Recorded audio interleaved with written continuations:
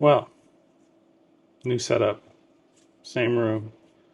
My wife and I have just moved around our work from home whole PC area, and I gotta say it's a lot better for talking head pieces. So you might see a little bit more of this visage, visage, visage in the future, along with some two camera work and overhead shots like this. We're gonna talk about this though today, and I gotta say, it's the one thing I've owned from Olympus or OM that is not exceeding expectation. In a way, you could say it's a letdown. So the TLDR of this is, if I had to do over again, probably wouldn't grab this lens out of the bag. I probably wouldn't get this to start with the OM3 for my wife. There are some other lenses that might, depending on your situation, work better. Though there is one scenario I can think of where I would want this, but I don't know if that scenario exists anymore. So let's go to me in the woods talking about this. See you there. It wouldn't be a lens review if I wasn't walking in the forest, would it? Now, this particular lens, the 45 f1.8, is a very famous Olympus and then OM system portrait lens. It's been around for a long, long time. Future Colton will even put on the screen here somewhere in text the exact year it was released. A lot of people have an opinion on it. Now it's time for me to form one. I am not a portrait photographer. Taking pictures of people is one of my least favorite things, but the only person I do enjoy taking pictures of is my son. So I'll provide you with a few photos I got today and a little bit of video throughout this video and let you know what my thoughts were and my feelings were during those particular times. We're losing the light here, but appropriately, this is a bright lens at 1.8, even though we are on a micro four thirds system, and we'll see if it can't save us a little bit. And we appear to be at a crossroads. Let's go right. Now, as I was saying, with this being a bright lens at 1.8, you know the way you use it is you just put it on 1.8, you never touch it again.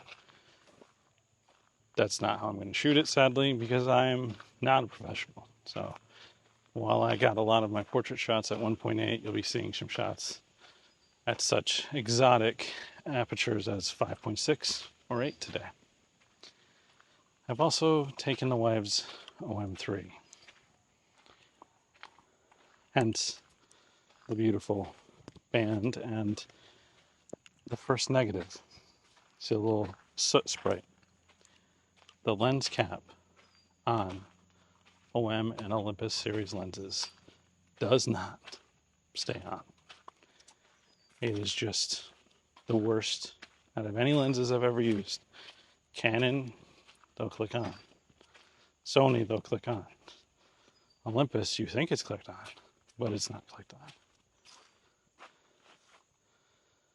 Reflection, water, houses, all the hallmarks of things that does it for me. Let's see if we can get a shot here.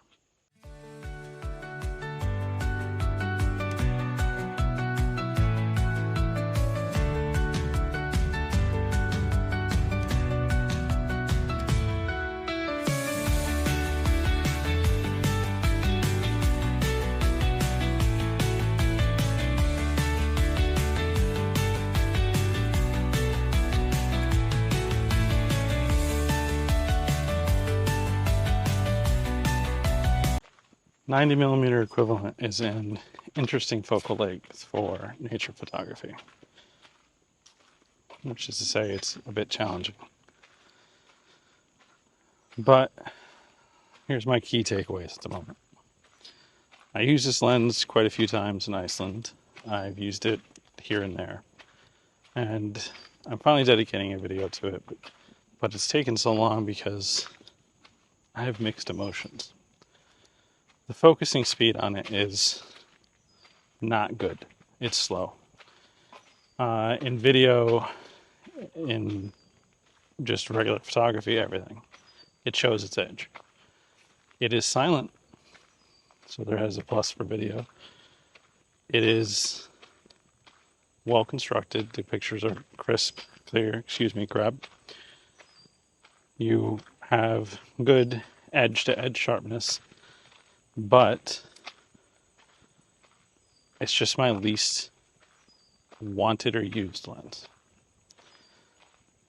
My wife, who this lens was purchased for, is kind of similar. If I'm going to go get a picture of my son, 9 times out of 10, I'd rather just take the 12-40 f2.8. Yes, I'm losing 2 stops of brightness, but I've got that focal range. It's tack sharp, and it focuses fast and accurately. So who is this lens for? It's inexpensive, it is clear, and in the right circumstances, I think in a studio, you would be fine with it when you're not trying to chase a toddler and get that focus. But that's not me.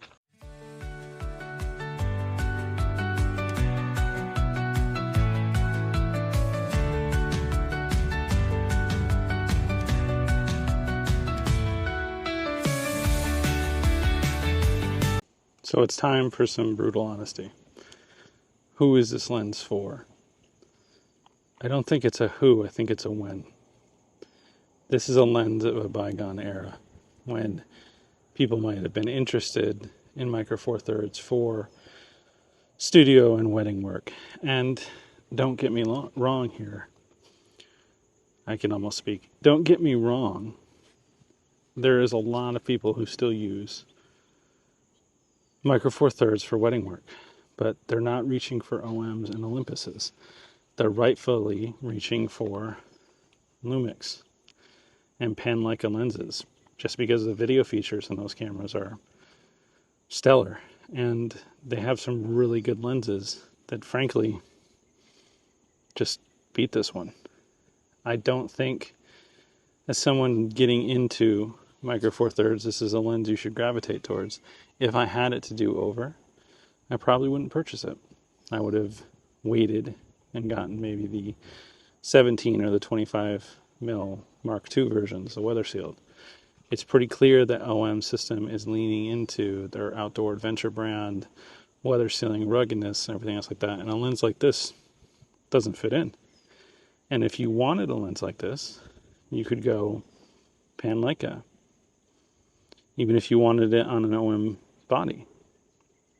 So 2025 45mm f1.8 Olympus lens / OM system.